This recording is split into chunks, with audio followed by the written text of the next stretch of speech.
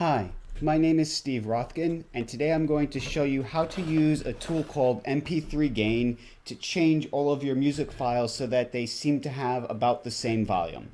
This is very helpful if you like to shuffle your music on your phone, or if you're an aerobics instructor and you're playing your set list from your phone and you are getting tired of running back to the stereo and having to constantly change the volume because one song is much louder than the other. The first thing you're going to need to do is you're going to need to download the program.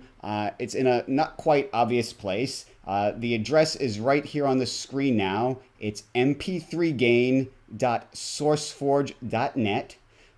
You can trust this site. This is a free program. It's been around for quite a while, and it works quite well. This version is only for Windows, although the site does make reference to some ports that are available for other platforms. It only works on MP3, so if, like a lot of people, you are getting your music from iTunes, you will actually need to first convert them to MP3. So I'm going to show you really quick how you do that in iTunes. You just go to your library, select all of your music, go to File, and then select Convert and create MP3 version. And it will chug a while, and once it's done, you can then go and right click on that and find that, or you could just search for the MP3 files on your computer.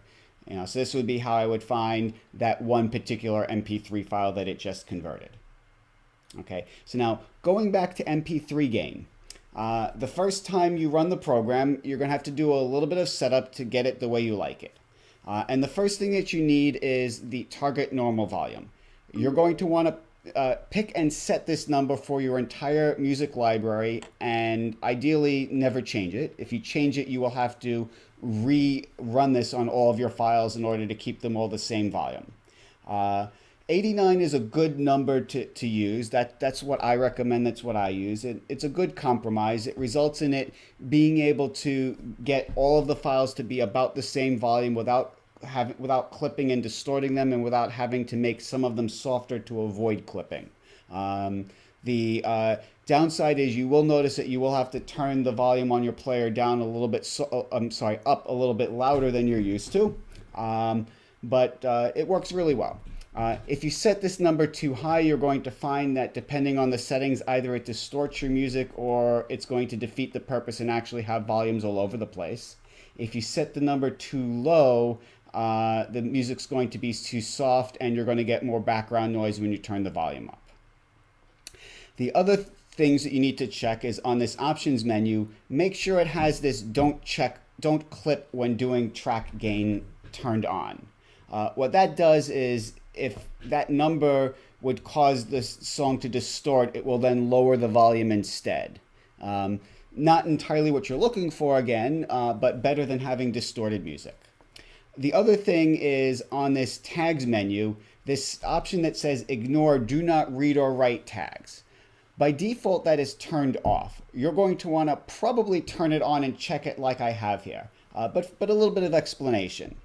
By default, the way mp3gain works is it doesn't actually change the sound in the file. Instead, it puts a number in the file that basically tells the player, adjust the volume to this number.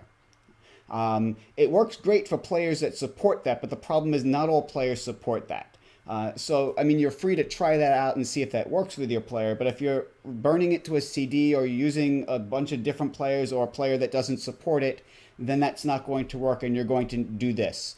And what that does is that changes how mp3gain works, so it actually instead re-records the sound to the new volume. Okay? So all these things you only need to do once, and it should remember them after that. So once you've got that set up, what you just need to do is find your files in Windows File Explorer, and I've just grabbed a small subset of mine here just to demonstrate, and drag them and drop them on the mp3gain interface. Alternatively, you could click the Add Files. I find drag and drop easier. And then you just click this Track Gain button, and you let it chug, and it goes along, it does its thing, and that's that. Okay? Now a little bit of background into what it's doing and why this may be better than what you've tried in the past. So First, you need to understand a little bit about songs and volume levels. So I've got these two boxes here on the screen that represent songs. So this first one here on the left is a compressed song. The top of the box is the loudest part. The bottom of the box is the smallest part. And this represents a lot of popular music today. Some highly compressed songs, there may not be very much variation in the volume at all, kind of much like I'm speaking here. Okay, but then on the right here, you have a more dynamic song where they haven't, as they say on The Voice, they have an arc to the song. So it may start off soft with soft instrumentation, they're singing soft, and then as it gets through the song, it builds and it builds, and at some point it's got a climax. Maybe they've got like soaring guitars, whatnot, and it's really loud. Okay, so there's a much bigger difference between the softest part of the song on the bottom and the loudest part of the song on the top. So now, if you look, this line at the top of the screen here represents the loudest volume that an MP3 file can handle, and the bottom is the lowest. Many programs have something called volume or peak normalization. And what they basically do is essentially this. They will take the song and they will move it so that the highest part of the song is right up against that highest volume. Okay? Basically, they're making that song as loud as it can possibly be for its loudest point. So what you notice here now is when you do that, a lot more of the dynamic song is much softer than the compressed song. Okay?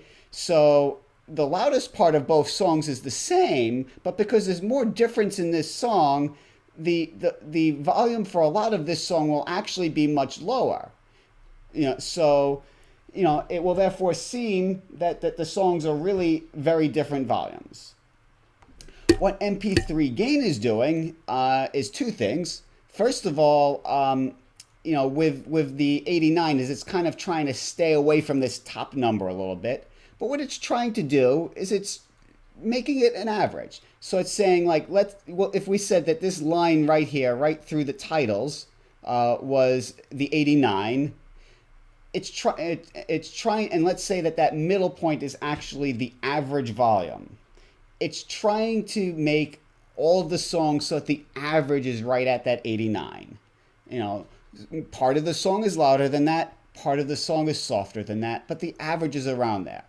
This is really an oversimplification. There's actually a lot more complex stuff going on there with analysis that is trying to actually model the way the ear hears the song to represent the average volume.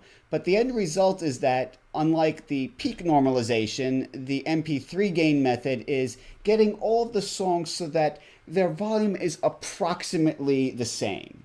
Or at least the volume of the majority of the song, so that now you don't have to keep running back to the stereo and changing the volume for every single song.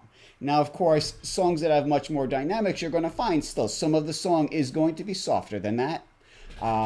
But you'll find that this is going to get you a lot closer to being able to just simply set the volume control on your player and leave it and just let the songs play.